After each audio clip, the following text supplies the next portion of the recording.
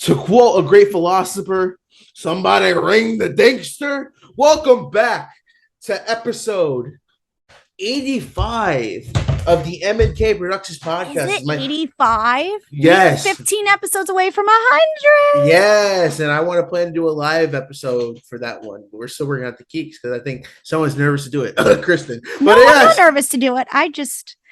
I am just prone to the camera. I'm just like, oh, I hate going on camera. Well, you all have seen my face when we do have interview episodes. yeah, but I'm here. Hello. Hello, this has been a while because we recently released our last episode with we had John Burns and Dom from Talking TV. We talking about Jordan Peele and the new movie Nope. But yeah, we're back. You were on vacation. You had some stuff going on. Yeah, so as you guys came up on my Instagram, I caught the fucking red vid because I don't want to say the C word because we're gonna get demonetized, even though we're not monetized. But yeah, I got the virus from unknown origins.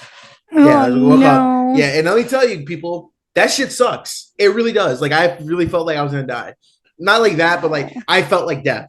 So the guys, you will not believe how much suffering Mac was going through. We were planning days to record, and then we would have to postpone it because Mac, was not feeling well. I felt terrible, and I had to take like a week to recover. It was more than a week. I think we took maybe 2. Honestly, well, I was good by the time that we took everything, and we're getting back into the groove. It took us some time, and for most people with COVID, it takes them about, I feel like 2 to 3 weeks in order to get their groove back. Yeah, well, I went back to work as soon as I tested positive. I went back negative. I went back to work the next day, so that probably didn't help either. Yeah, and and when we were talking, you still weren't like 100%. So yeah, we believe in mental health here, and if you're not 100%, the episode is a no-go. Yes, but we're back now. I'm Mac, and of course it's Kristen. Hello. Yeah, we haven't been, but yeah, we've been, but a lot of stuff is going on. I hit 1,000 followers on TikTok. That's pretty cool. Hey. We've been getting a little bit more views on YouTube. I just did a review of my first review, like video review on YouTube, like a couple days ago. Actually, like the first in a couple months. I did a Brad Pitt's Bullet Train, which was a movie. Did you like it? It was okay. I enjoyed it. I got to talk with Dom from Talking TV about it, and then I got to talk with Dom recently about Bodies. So yeah, but go follow them. Go follow John and go follow Talking TV, guys. It had been a while since I've been in the movies, so that was pretty cool to go to actually see that. I still want to see Nope. Will I see it in theaters? Probably not. Probably have to wait till it goes on digital. But that's nor here nor there, here or there. But what is the next movie you want to see, Mac? A new movie I want to see besides Nope. Well, I want to watch Black Panther. Well, no. Why would you like that's been released in the last month? Oh, Top Gun, of course. I still want to watch that. For summer. Top Gun Maverick. I do want to see X. Oh yeah. Well, X is available on digital and to rent. I do see DVD too, so I might have to, maybe during Christmas time. I will, when I do my top 10s of the year, I probably will play catch up. Yeah. Do you know what you should do? Since where you work, you can get a copy of it. Yes, I can. So it's the perfect movie to add to your collection, guys. If you haven't seen X, you need to watch it because Pearl's coming out soon. That is true. So you're very high on Janet Ortega. Janet Ortega, I must say, is like the ultimate scream queen at the moment. Can't believe she went from what was it? What was that show? It was Disney Channel. I think it was called Stuck in the Middle. Stuck in the Middle, yep. Because I'm like, she was in like a movie. I'm like, is that the girl from Disney Channel? And like, she took off from there. I didn't know which character she was in Stuck in the Middle. Like, it was a main character. Okay, because I didn't. I kind of watched. She was on when I was out of my Disney Channel phase. Like, I knew what the show was because of my college job and like high school. I was babysitting. That was like my, high school job. I was babysitting, and that's what the kids used to watch. And I was just like, oh, okay. I didn't really watch it, but I just knew of it. I didn't know anybody who was on. But then I found out, oh, who's this girl? She's I know. What's her name? Okay. What's her name? What is that one? That girl's name from Liv and Maddie, and she was in the Boy Meets World sequel, Girl Meets World. Was it Sabrina Carpenter? That's her. She's the blonde one, right? Is that the one you're Yeah, referring to? yeah, because they try to make her a big thing, and I mean, she's Sabrina known Carpenter is popping off with her music career. with the music, but not like the acting though. Yeah, I mean, Sabrina Carpenter is in Tall Girl. This is true. Do you know what's funny? I What? just watched a little like clip on TikTok, and they asked her, "Oh, name all the parts movie stuff you appeared in." She goes, "Oh gosh," and she's naming them off, and she forgot Tall Girl. I think she wants to forget the girl. I think some of us want to forget we watched Tall Girl. But anyways, with that sidetrack out the way, so in today's episode of the MK Productions podcast, we'll be going over some film news because we missed a lot of shit. And one of the news includes Warner Brothers pretty much nuking themselves. So we'll talk about that more. Also, since the new Orphan movie is out right now, Orphan Born First Kill, is it called? First Kill. First Kill, we'll be talking about the first film all the way back from 2009. And did it really deserve a prequel movie? Yeah. And this episode is kind of inspired by the way we did our Top Gun thing. You know, the first one came out, the reboot sequel came out. Here we are going to talk about, you know, the new Orphan movie. So, yeah. So, and then we'll be giving the MK upfront and maybe some box office. Are you ready to get started, Kristen? Let's talk some news. All right, let's get right into the news. This is CNN. All right, so for the news this week, I guess we should probably start off with Warner Brother and Discovery absolutely imploding right now. So just today, we're not even going to get into the old, well, we'll get into them later, the whole cancellations of projects. But today, they announced that Aquaman in the Lost Kingdom is moving back from March 17th, 2023, all the way to Christmas of next year. And Shazam! Fury of the Gods is moving from December of this year all the way to March of next year. So obviously this comes to the news of Warner Brothers and Discovery Plus merging, and they've been on a roll canceling a lot of stuff. Most notably, Batgirl got the chopping block. That's one of the biggest turns of announcements. And so Batgirl's gone. A lot of stuff from HBO Max getting removed. I know one of the shows I like, Close Enough. I don't know if you ever seen that, which is the spiritual successor to the regular show, the adult version of it. They removed that because they just canceled it. I think they said the Blue Beetle movie's in danger of getting canceled. No, not the Blue Beetle movie. I love the director that's attached to it. And I love the star too. He's great. Static Shock is in jeopardy of getting canceled. Michael B. Jordan, Superman's in trouble of getting canceled. So a lot of stuff not chopping, but they did just sign Matt Reeves to a multi-year deal for Batman. So at least we know we're getting Batman too. One good thing has come out of it. Yes. And one of the things is that the reason why they moved, I think I saw a tweet this afternoon, and one of the things is that the reason why they moved it is because they're putting more marketing into Don't Worry, Darling, which they don't need to. They're putting so much marketing, and the cast alone is going to make everybody go see the movie. You know me in that movie, Mac. I'm ready to see it because of Harry Styles. Mm-hmm. And I'm like, you don't need to put more marketing in it. People are going to see it. It's been talked about for a while. It's fine. But they want to put more marketing into Black Adam.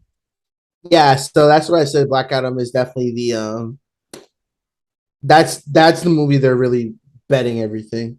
Yeah, that's what they want. They want another big box office success, given what, you know, they came off with Batman. But it's surprising because one of the other big things you didn't mention that was canceled was the sequel to Scoob. Yeah, although, I mean, did anyone really want to see a sequel to Scoob? I was just surprised in that turns of announcements, especially for... You didn't like Scoob, right? No, but like at least in children's content, it surprised me because they were trying to build that universe, that Hanna-Barbera universe. And I kind of like Scoob. Like, it's like a soft spot for me. Yeah, I know you really liked it, but like I was kind of like wondering how they were going to do it, and then knowing that they canceled it, I was like, oh, okay. But it's a good thing because, you know, Matthew Lillard will still be the number one Shaggy still. Yeah, so that's good. Screw you, Will Forte. You know, I love Will Forte, but I did he was not the Scoob. He was not not my Scoob. Not my shag. But Kristen, what the hell is going on with them? Like, do you agree with their decisions to get rid of everything? I guess if it's certain programs that they have to cancel, yes, for a degree. I think some stuff shouldn't have been canceled, like the Batgirl should not have been canceled. I think that's one thing. The thing that makes the Batgirl one so weird is that it was pretty much done, wasn't it? Yeah, it was all done. It was ready to go. I guess in their terms, like it was like it's out because it was all set up with, and the surprising part is apparently all the footage is gone. Yeah, it just magically disappeared. Yeah, and apparently they're having secret screenings in the lot to just so like, hey, you want to see this? That's gonna turn into the Roger Corman what do you call it? The Roger Corman Fantastic Four movie. You're gonna be the no to watch it. It's just amazing to see how many projects that they've decided to put in limbo because of that. It's weird. It's very, very weird. And it's like stuff like I was not expecting to see or disappear from, HBO Max, or from HBO in general. Like one of the things, at least a show I got to watch this summer was the Gordita Diary Chronicles. Mm-hmm. And it was like the Zoe Saldana produced show. And it was that one, yeah. It was so good. It was like the best family program on there.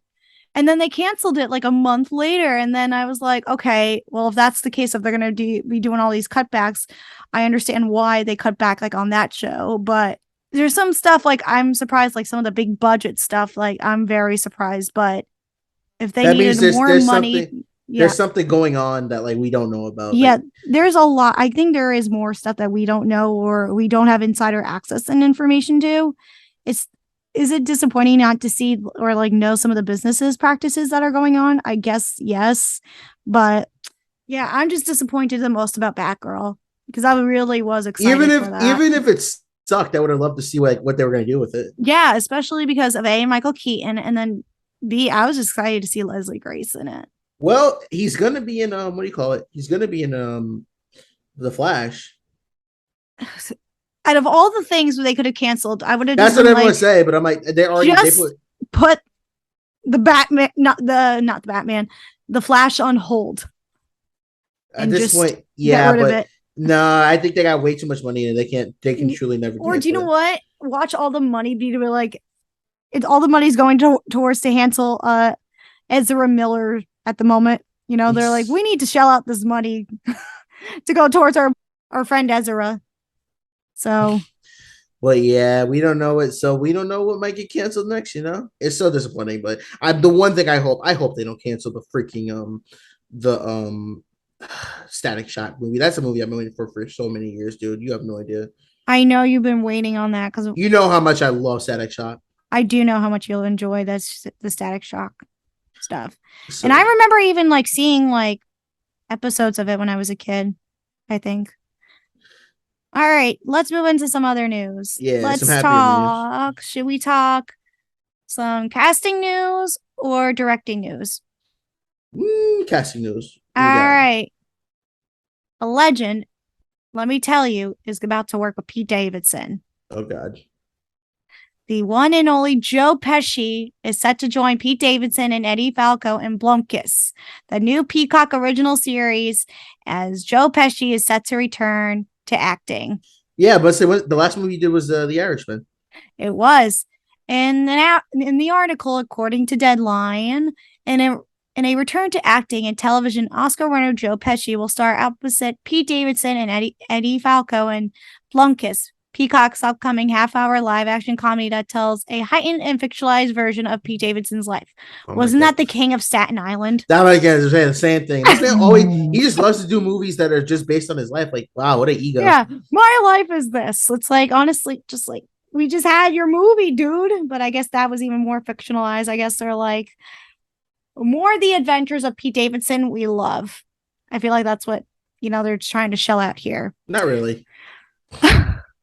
The high-profile casting completes Davidson's on-screen family, with Pesci playing his grandfather and Falco playing his mother, which is actually a very good casting choice. I was gonna say, yeah. For Pesci, who was a series regular, it marks his only second TV show. He previously headlined a short-lived 1985 ABC detective comedy drama, Half Nelson. You remember that? That was 1985, so we were not born yet. I know, but I like to watch YouTube channels about like shows that never went anywhere with big actors, and I think they mentioned that.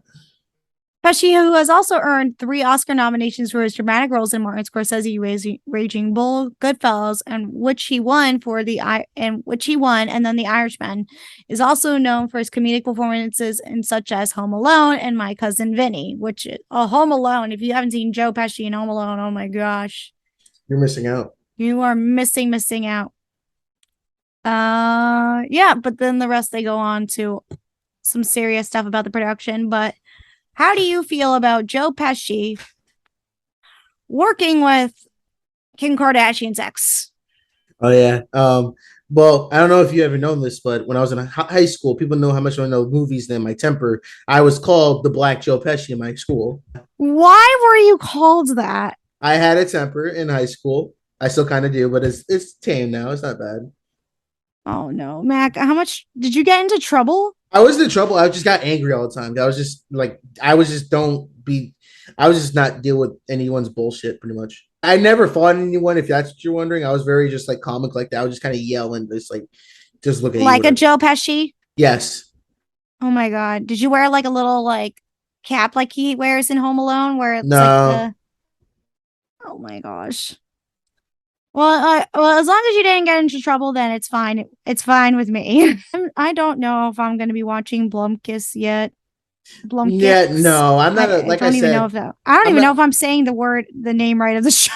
Like I said, I'm not a Joe. Whoops, wrong one. I'm not a Pete Davidson fan. Like he has some good roles. I like him in, but it's like otherwise, I'm not gonna watch something. I'm really getting sick of his like stick. That's why I'm glad he left SNL. You know, it really wasn't that funny or anything. But like, I think the only time I really, really liked him a lot was in King of Staten Island. That's it. And he's really, really great in that movie. But otherwise, like, because essentially he's playing himself. Yeah, he's playing himself, and I guess that's why people like audiences like me who enjoyed him in that want to see more of him again in that. But I'm like, we don't need a redundant thing again. Exactly, you're just playing the same role. To be honest with you. Yeah. So, it's coming to Peacock. If you want to check it out, check it out. Mac, what's your next piece of news? Oh, speaking of Peacock news, Halloween ends the ending trilogy of the new Halloween trilogy that started in 2018 with Halloween and those followed up by Halloween Kills. Halloween Ends will be releasing on October 14th in theaters and simultaneously on Peacock. So it's following this. It will be on Peacock for 60 days after its release. And you can watch it either in theaters and Peacock. So they're following the same formula as the last film. And seeing how the last film was received, even when it was released on Peacock, Kristen, do you see this as a win or do you see this as a panic move? I don't see it as a panic move because it did do relatively well when it was streaming on Peacock. But watching it wise, it was a comedy. Yeah, the way it was perceived in the end of the outcome, it was comedically bad. And it was a dumpster fire. But anyways, I just think they want to ride the success off of that. I mean, if you could have the first one on Peacock, might know as well put the last one on Peacock. It just makes me feel like, okay, well, if they're gonna do that, maybe I'll just again. It's like Firestarter. Why am I gonna go see this in theaters? Like I understood why Firestarter, was that because it looked terrible and everything that was going like once I saw that Firestarter trailer, I knew I was like, well, I'm gonna watch it at home because of that trailer. What I saw, I was like, this is gonna be watch home worthy, like worth it. Stay home. Like I don't know anybody who went to go see Firestarter in a theater. I know a few people who I would ask who, but I don't want you to give out names on air if they don't give it. No. But anyways, let's not embarrass them. Are you going to watch it on Peacock? Most likely, yeah, because I have Peacock for wrestling. I'm a big wrestling fan. Yes, you are. I'll probably just watch it on there because it's right there. Maybe like convenience because I don't have a lot of time to go to the movies now. Like sometimes like stuff is busy with my father, or I just don't really have enough time to go, and I'm just kind of like if I do see it in theaters, maybe. But if not, I'll probably just end up watching Peacock as a convenience. Yeah, I mean, it works on that end for the convenience sake of it, but I don't know. I guess depending how the word of mouth goes, if it's worthy seeing it in a theater, I'll go. If not, then I will stay home. And Yes, I'll be fine with that. I mean, I got to see the first one in theaters and I was fine with that. And that was before we had a pandemic. that's true. Should we talk about my last piece of news? Yes. Our summer boy here, Miles Teller, is set to star and executive produce Skydance's The Gorge. Am I saying that? I hope I'm saying that right. For Black Phone's director, Scott Dickerson. Yeah. And I mean, I like the combination of the two. I mean, I think that's a great one. But they're going to work on this film together. And it says, after an eventful summer that included a blockbuster Top Gun Maverick, Miles Teller looks to have found the next event pick and is returning with a familiar friend. Sources told Deadline that Teller is in his final negotiations to star with Skydance's upcoming film, The Gorge, with Scott Dickerson directing. The pick is based on the spec script by the Tomorrow War scribe, Zach Dean. I don't know about Tomorrow War, but you know. I enjoyed the Tomorrow War. Yeah.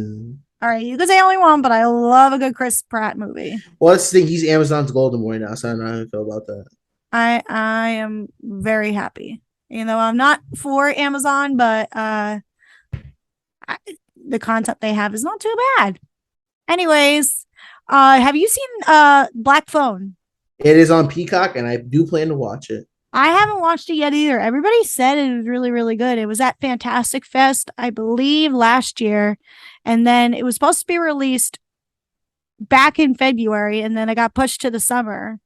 I will tell you one film I have seen recently. What's the one film you've seen recently? Was it a horror film? Prey.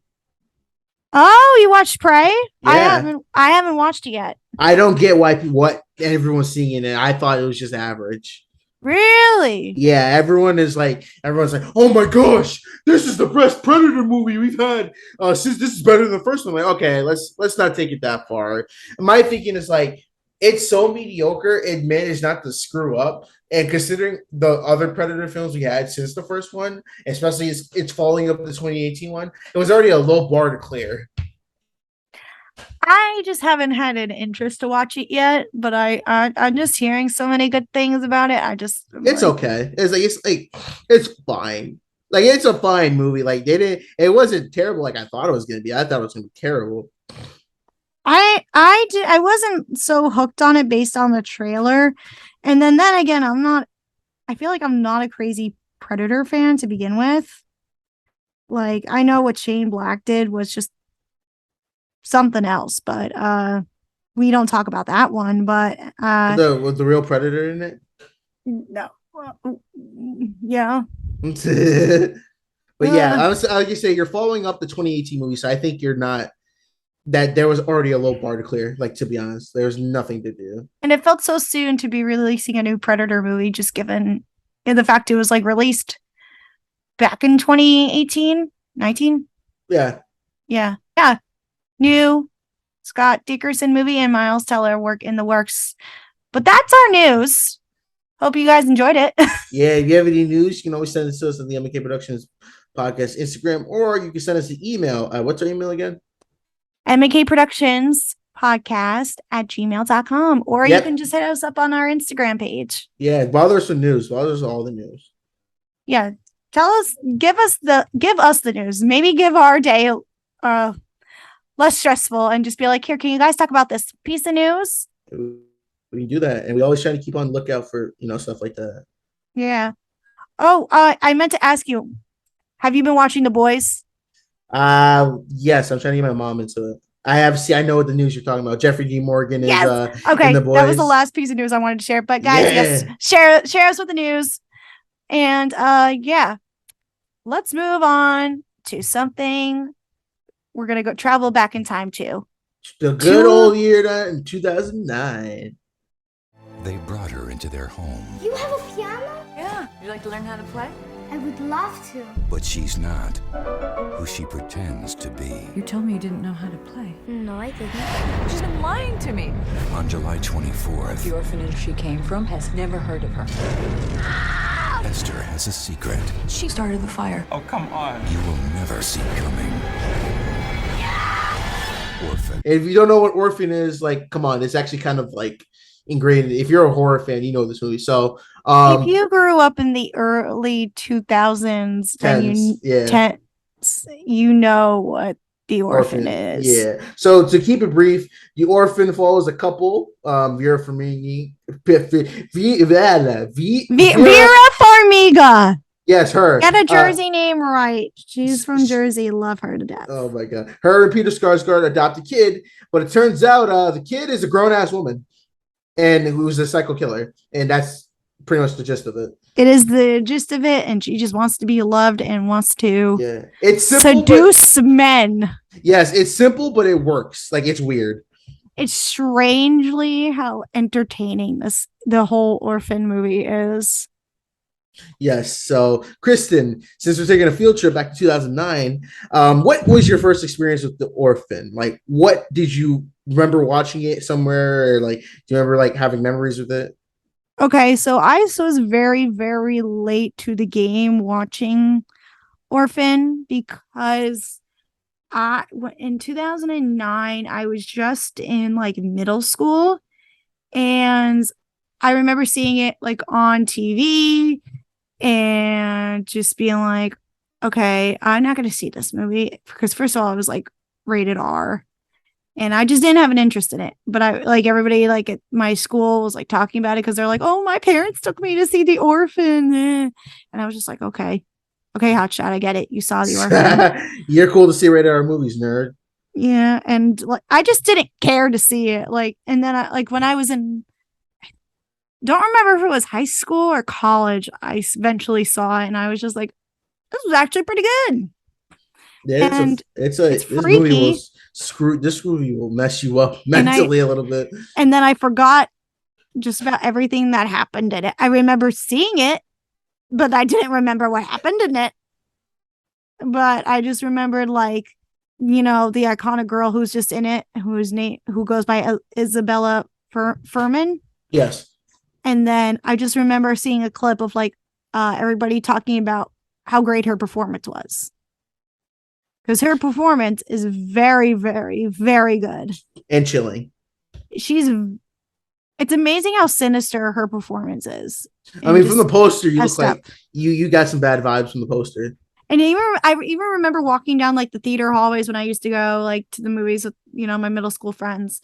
And I just remember seeing it a couple times, you know, just her glare just staring at me. And it felt like, you know, how people say like when the eyes move in certain pictures. Yep, I know exactly. That's what I felt when I was walking past that.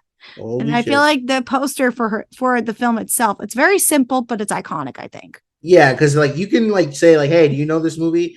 And they're like, yeah, I know this. Or if you just know the character, you would know that you would say that's the Orphan. Yes. And I feel like she doesn't like people don't remember the character's name because her name goes by Esther in the film. Yeah, but it's more the Orphan. It's most time. Oh yeah, she's the Orphan. So, yeah, that's the film. And what is your memory with the film, Mac? God, I think I remember there was a hot debate for a while because they said that this movie was a ripoff of that British movie Case 39. Oh, okay, yeah, that's the one with Bradley Cooper. Yeah, and everyone's like, wait, is this like that? Because it's like a child wants to kill someone like that. That's also like the Macaulay Culkin one that was released in the 90s. Yeah, The Good Son. But anyways, continue. I don't know. I was interested. I think my mom watched it, and that was a time when I was not watch a single horror movie. I was terrified. But like I think I watched it and I was like, this is actually very good. Mm-hmm. So I watched it and it was actually very well made. Like it actually resonated with me. And then I heard, I'm like, oh, it's a prequel coming out. Well, okay, you know, that's interesting. The sequel was filmed a while ago. Like I'm thinking like 2019, I believe, when the sequel was filmed. It has to be because this girl, Isabel Furman, who played Esther, she was 15 when the first movie came out, and I did the math. She's 27 now. Then, anyways, let's get in depth into the movie. So the movie kind of opens with a startling, shocking opening with Vera Farmiga and Peter Sarsgaard with their birth of their third child, who was stillborn. Yeah, God, yeah. And that baby, oh my gosh, that's a way to open the film. And it's like a nightmare opening too. Mm-hmm. And they have two kids and they decide they're going to adopt eventually. And they adopt Esther. I hate that name, Esther. I do. I think that's an awful name to Hey, name. don't make fun of Esther Roll from Good Times, you know? I just feel like the name, like, just make it nowadays Is evil. is just not just evil, but it just sounds like a grandmother's name, you know? I get what you're saying, but it's like it's supposed to be like I think it's a religious name too, Esther. I don't know, but like it just sounds so outdated for a name. Like it's like a name Agatha or something. Agatha Christie. Yeah, or like something like that. And I'm just like Esther. Like I just don't like the name. Like I'm sure people named Esther are lovely people. This is like I don't mean to bash or shame anybody who's named Esther. I'm sure you're a lovely person. If you're named Esther, I just feel bad for the person who gave you that name. But anyways, Esther finally enters the lives of Peter and Vera. She's a nutbag. Oh my god, yeah. From the jump, it's like okay. Remember that movie? What was that? That Katherine Heigl movie? Oh, Unforgettable. You know when you first saw Katherine Heigl, she's got the crazy eyes. That's the thing with Isabel Furman in Orphan. You're like, that is not a child. That's a grown woman, or that's a very unwell woman. How old did you say when this Isabella girl was? Isabel Furman was 15 when they did this movie. I wasn't even 15. I was 10. I was okay. Would she had to be like? You were 17. I was not 17. 2009. 2009. I was 16, 17. That's 10 years ago. No, I was. Oh, you were 15. 2009. Yeah, that's like 13 years ago. So you're like no, I was in 7th grade because I graduated middle school when I was in 2010. So I was 13. Oh my gosh. Yeah, so something was off with the numbering in the years, but that's all right. Yeah, I was 13 when this movie came out because I was like 14 when I went into 8th grade. So that was like 10. Oh God. So yeah. Math and numbers and her ages, folks. But yeah, you could just tell from the jump, like, that is a crazy person. Yeah, it is a crazy person. And knowing what she does, she like kills a bird with a rock. Oh my gosh, that scene just creeped me out when I was a kid. And then she's like, it was funny, like the one daughter that they have speaks sign language and she's deaf. So they communicate, using sign language. And that little girl who is nonverbal and does an excellent job. She just keeps her composure for the first half. She's like so shocked about everything. And then she's like, Esther's like, don't tell mom. And I was like, all right, I won't tell mom because, she knows how to communicate through sign language. That's scary. Which I want to know. Like, I don't remember if it was stated, but because I watched it recently. This was like, actually, I think was it last night I watched this or? Yeah, I think I watched this when I had COVID and I kind of don't remember it because I was so out of it. I knew we had to watch and I just wasn't. Yeah, but they didn't say like how she can communicate. I don't remember if they did. I don't know either. Yeah, but somehow, Esther is able to communicate with the youngest daughter. And maybe it's that movie thing where like, oh, I can understand the youngest is the one that can talk the most, Yeah. It's one of those tropes. Yeah. And then the oldest son is like, okay, I can just chill with her for a little bit and deal with whatever because every girl's quirky in some way. And I mean, quirky's a very interesting way to see in that. Yeah, but like, or strange or unique, whatever. I forgot the way that Vera Farmiga says it in the film about how everybody's different or in the film or unique, or it was like touching, in a way, that made the two at least characters bond, because they're different. Mhm. But they get along. Some stuff starts to happen. Esther wears this choker around her neck, My hero. and then has these bracelets around her wrist, and she wears them because of the straitjacket she used to wear when she turns out she was in a psych ward. Yeah.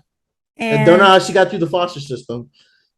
so it was like her, I forgot, I don't know how you properly say the term for it, but it's the hormonal disorder where it's like it stunts your physical growth. Uh-huh. And she basically can't really like grow and age or anything. So if she can pass herself as a kid, then that's how it gets into it. And she can magically turn herself into a kid. I mean, it works. I mean, she was able to pass that off for the longest time. I know, like, damn. Which is amazing, because it's like you find out her real age in the movie is like, oh, she's like 33. And then you're like, 33? Like, damn, that is a. So that girl like lived a life. And the most fascinating thing about this is like the character of herself. Like, I want so much to know more about Esther and her homegrown life. I guess she never really had a normal childhood, and she really wanted that adoptive family. And I mentioned earlier is that she seduces men. So I wonder, or at least the dads.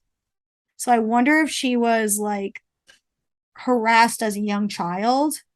That's Probably the other thing. And she just said, I'm going to kill them.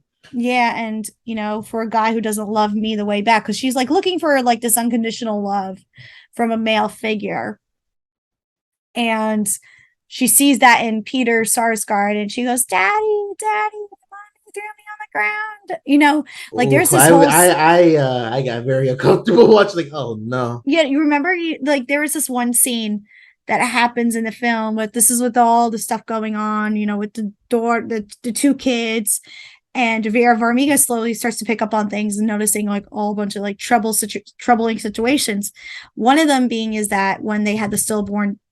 I believe it was going to be a daughter. Yeah, it was Jessica. And they put her ashes, in this like garden area with roses, like really very pretty roses. And Esther goes in the backyard or in the little garden area and picks them for Vera. And she goes, "Here, Mommy, I picked these for you." And it's like you expect like a little daisy, but Nope. it's the ashes that were turned into flowers. Oh my God. I just sat there and I was like, oh my God, I forgot this even happened. Like, I will say, Isabel little... she did a good job playing a grown-ass woman. Because there sounds like, are you sure she's 15? Like when she this had to be filmed. So she's the same age as me. So probably at the time, like it took probably about 2 to 3 years for film to make. So she was, dude, she had to be job. 13, she was scared. She was scary. She was probably 13 by the time this movie released, but maybe, yeah, she had to be about 13 years old, and then maybe about 11 or 12 when this was filmed. Yeah, no, let's check the notes and she was pretty terrifying as the main roles were casted in 2007. So in 2007, if she's the same age as me currently, I'm looking at the notes for Feinburn. Oh no, she's 25. So she's younger than me. Never mind. Yeah, I was like, oh, yeah, my math was right. So I thought you said 27. I thought you said she was 27. I thought it was your age. Oh, okay. So if I was 13 at the time this film was released, so she had to be like 11 and then like 9 years old when this was being filmed. And I think I remember now that as we're talking about it out loud, I could have sworn I saw something, maybe reading an article saying that she was 9 years old at the time when this was being filmed. Even on her Wikipedia page says the first opening is, Isla Feinberg is an American actress. She's best known for her roles as Esther in the horror film Orphan and its prequel, Orphan First Kill, which led some publications to label as horror icon for her performance. That is. I think, yeah, because the way that girl got lucky for the way how she is. Has she done anything after Orphan? She was in the Hunger Games. Who did she play in Hunger Games? It said she played Clover. Like I haven't seen the Hunger Game in like 10 years. Yeah, me neither. I was like, I probably didn't even recognize who she was. Yeah, I don't remember like half the people in the Hunger Games, so I was not really a Hunger Games fan. Yeah, I didn't dabbled. like I didn't even see like I really haven't seen the rest of the films. Like I just didn't. The flower scene, that scene was just like I was gonna be naming like a bunch of words in my head to call that child. Demon spawn, hell. Yeah. I was thinking some other words that we can't say on here for the internet, but yeah, check it. Censor. Yes, yeah. I at that point I thought like was this the part of the film like where they like I was getting into the mind since I forgot a majority of what was happening. I was like, don't they like return her? I thought they turn did. around and be like, all right, we're done with this kid, and then Peter Sarsgaard was gonna fight for her or something, but Peter Sarsgaard was fighting for her character, but they never brought her back. But you know, they tried they did. I thought they brought her back too, but maybe that's like what happens when you haven't seen it in a long time. Maybe that was the deleted scene we just forgot about, or we thought that was in the movie. Yeah, but Peter Sarsgaard just really roots for freaking Esther in this film. Like she's like, yeah, you know, I don't know how I feel about her, but yeah, you know, they get along at first, and then it's like funny how then the heads turn. It was like, all right, then we'll accept Esther, and then it's like, no, we got to return our kid. We need a better kid. We got to return this one. Can we return a kid? There's a 14-day return policy. Yeah. Where's the price tag? Where's the? We're going to hell for that joke, aren't we? No. Yeah. Where's the? Oh. Where's the return label? We're going to hell for that joke. Oh, we're going to hell with a bunch of other people in a handbasket. But yeah, I thought like, what was the ending for this? By the way, we can spoil it. I just forgot. Yeah, we're gonna spoil this movie because of how old it is. So, it eventually leads up to the point where Esther starts a fire in the treehouse. As one should. Yeah, you like any other child likes to do in their time. Starts fire to a treehouse with their brother in them to burn to death. Anyways, you know, the brother jumps from is able to save himself and just like basically jumps to like the ground, and he gets like a minor concussion and then goes to the hospital, and Esther tries to kill him and she knocks them out unconscious. Like I don't know why there wasn't like 24 surveillance on that kid after once he got to the hospital and conscious. And then Peter Sarsgaard takes the girls home to, you know, go to bed because they were at the hospital. So Peter Sarsgaard brings the kids home, tucks them into bed, and then Esther's like, all right, it's my time to seduce Peter Sarsgaard. So yeah, I want some Skarsgård, if you know what I mean. Yeah. And then she gets like all dressed up, like head to toe, like she's ready to go to town, like ready to get her. Don't say it like that. No, please go to town and get her man, and it's like no, we don't want that. And Peter Sarsgaard is just like smoking a cigar and just like having a drink, like okay. And then she goes downstairs. You can tell Peter Sarsgaard is like intoxicated. And then eventually like Vera Farmiga gets a call with the news saying that like, hey, your daughter is really 33 years old and she was in a psych ward. And then she's like, all right, I gotta go save my husband. So she tries to run home. She like basically crashes her car into the house, and Peter Sarsgaard turns away, you know, Esther. She's like, no, I don't want you like that. I don't love you like that. You are a child. I don't love you like that. You are like a daughter who I adopted. I don't love you like that. And then Esther is like, fine. And so she's like stabs him to death. Is she British? Was she British? The Esther character, Yeah. she's from Russia. They made her character to Oh, be from Russia.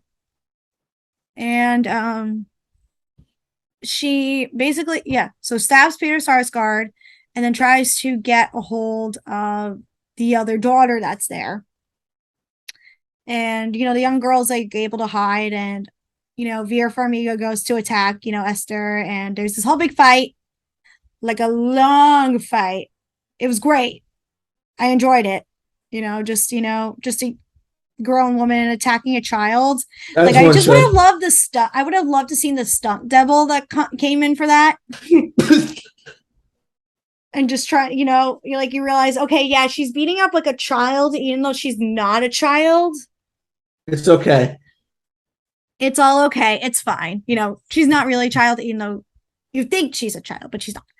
And eventually, like it all leads to this ice pond, death scene, and eventually she was going to stab, Esther was going to stab, Vera Farmiga in the back, and then she like says, "Mommy," or something like that, Oh and my then she god. goes, She tried to "I'm pull a not bright your light. mommy," and she just like kicks her down This into is the bottom of the Sparta. lake, and then she just like drowns. Oh god. And then was there a fake out? Like, oh, she's not dead. No, no, no. First you kind of thought I thought there was gonna be, like, just when I thought the movie ended, like her body was gone. But Oh. yeah, because like, as Vera Farmiga and the daughter were leaving the house.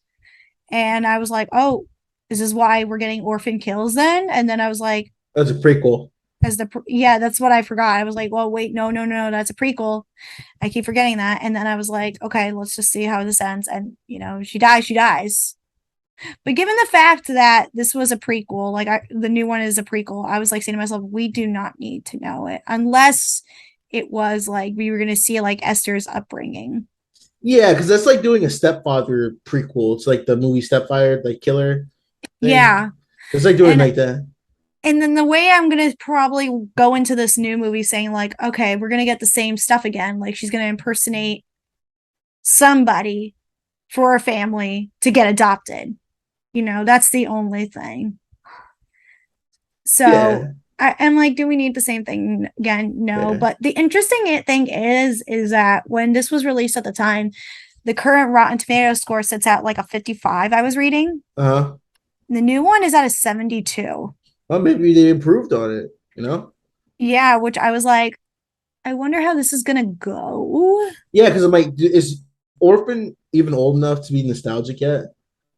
I think in our sense, it is. I think just because of how iconic Isabel played her performance, because that's what Mm. it's mostly known for, is for Isabel's performance. And I feel like that's with a lot of horror films nowadays.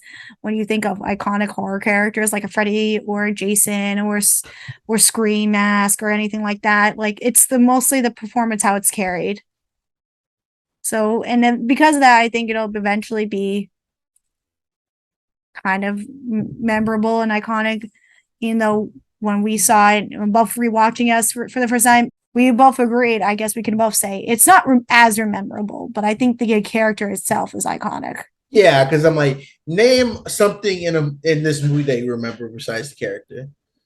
Yeah, that's the good point, because when I was like thinking about it too, when I was like after watching it, I was like, yeah, I didn't remember anything when I first saw it when I saw it the first time.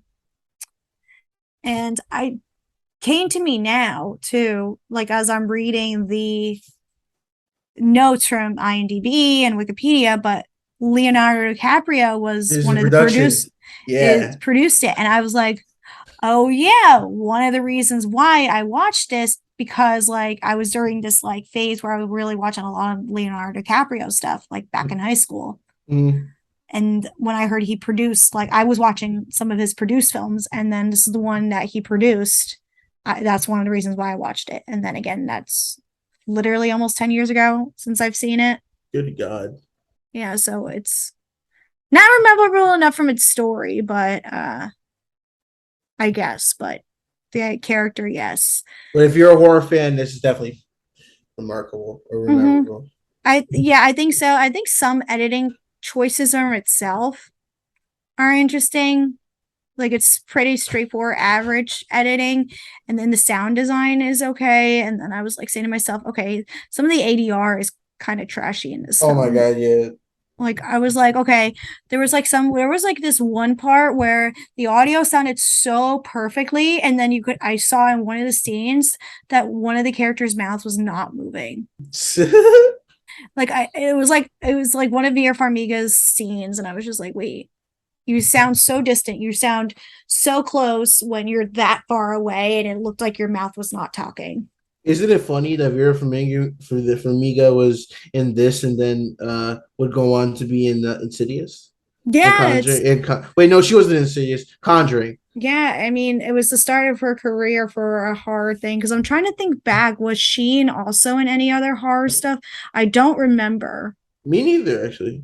Let's take a look. That's stage. I will say, if you look at the director of Orphan, Jammu Khalid Sera, I was looking at his filmography, Yeah. and now I remember why he has done since Orphan. He did The Unknown. He did Nonstop. He's done a lot of the Liam Neeson movies. Mm-hmm. He did Run All Night, Nonstop, which I actually like. Nonstop, Unknown.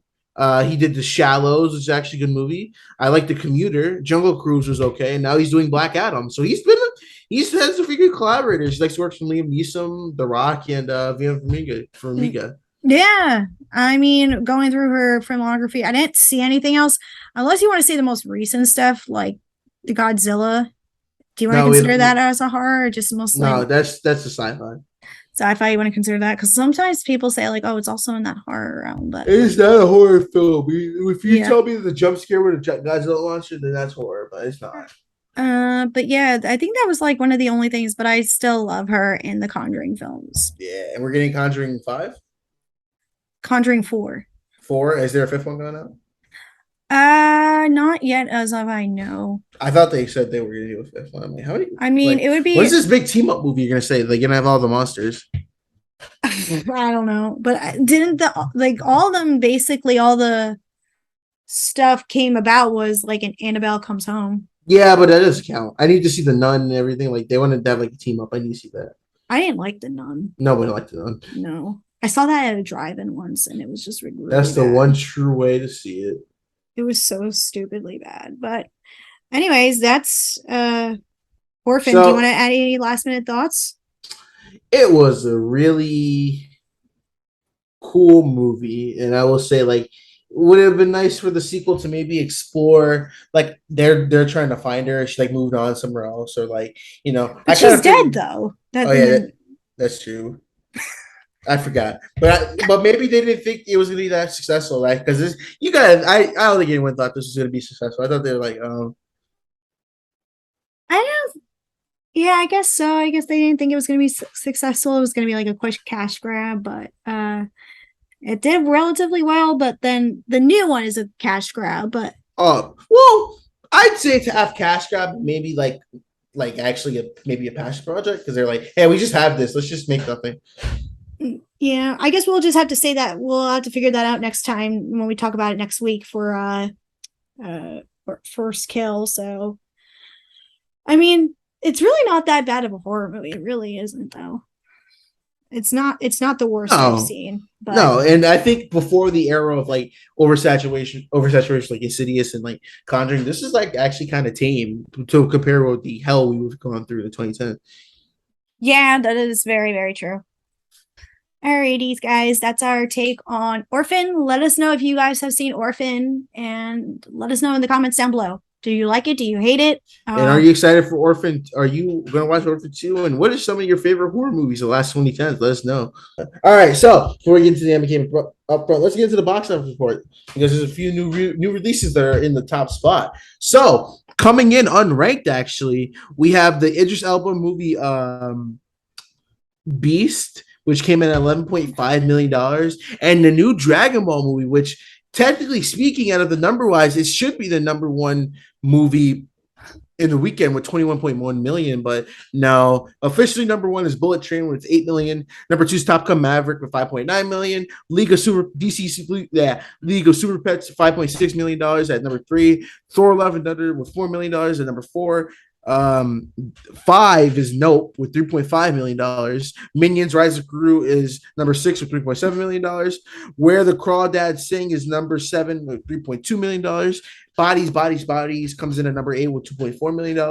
Elvis comes at number nine with $1.9 million. And I think, if I'm not mistaken, Fall comes in with $1.3 million at number 10, while Orphan First Kill is moving into that 10 spot.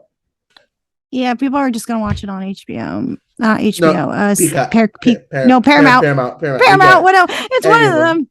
Yeah, but any of these surprising for you? I'm surprised at the Dragon Ball movie because I know. Well, no, I know everyone was hyped up for that. I know you don't watch a lot of anime, No, but I know that everyone was really looking forward to this Dragon Ball movie. It was packed when the movies last weekend. I'm surprised my boyfriend hasn't mentioned that movie yet to me, but He probably will. Yeah, I'll have to talk to him about it. But I'm So, surprised Kristen- how well Bullet Train is still holding up. Well, yeah, it's Brad Pitt. You know, it's a marketable star. So Yeah. It's a great film. I really liked it a lot. Yeah. I mean, I know you guys can check out his Max thoughts about it. And Like, I didn't say it was bad. It was just like for a movie, I thought there was just too much going on. So like for a casual person to like go in to watch it, like you're gonna be so confused if they I don't don't know think what's it going was on. that confusing, even though the problem is I felt there was a lot of characters. Yeah. It's not so confusing, I don't think. And I turned to the person I was with. I said, I cannot buy Joey, the freaking L from the Kissing Booth as a villain in this movie. Get the hell out of here. You know, as a serial killer. Yeah, I was like, Or get out. not so much a serial killer, but like a murder machine. Like, get out of Like a here, L. knife. Don't you have a Kissing Booth to run? You know, there was like she gave an interview. I don't know if we talked about it or not, but Oh yeah, she was got high. shy. I mean, that's the only way to do those movies and watch them. I don't smoke, but I'm assuming that's just the way to watch those movies. Yeah, I feel. And be a part of it. I'd rather be wasted, like drunk, than be in those movies. Anyways, guys, let's talk about the upfront. What's coming up? Next time, as you guys know, we've been talking about it this whole episode. We are talking Orphan First Kill next month. Next episode, not next month. Next episode. The episode won't be released till next month though, but we will be talking about it. Yeah, so we're going to talk about that. Then we're going to have a Robert Zemeckis. Robert Zemeckis retrospective, you know, in honor of the new Pinocchio movie. And we're going to also review the new Pinocchio movie that's going to be coming out on Disney. Disney Plus? Yes, it is. It's coming out on Disney Plus. Not the one where he's like, Father, when can I go on my own? Oh, yeah, we would have alerted you if we were going to watch that. Am I tripping or not? There's like 80,000 Pinocchio movies coming out this year. Yeah, one of them was the Pauly Shore one. That was my God. And then Guillermo del Toro is doing one on Netflix. Yep. Everybody's got to have their own Pinocchio. So I'm like, what's going on? I'm like, why is there so many damn Pinocchios? I thought it creeped me out, Pinocchio, as a child, but I guess we'll have to talk more about that when we can't wait for the live action Pokemon. I mean, Pinocchio. I was gonna say we had a slightly live action Pokemon. Yeah, it's Detective Pikachu. Yeah, but anyways, guys, this is our episode. Be sure to follow us on Instagram at M&K Productions. Make sure you put those underscores in at M underscore and underscore K underscores Productions podcast. I'll let you guys follow the rest. You know, subscribe and follow our Twitters at K Filmingo and at Mac Movies, and follow us on our separate pages at Miss Filmingo and Mac Movies. And guys, we will see you in the next one. Thanks for listening. Bye. Bye-bye.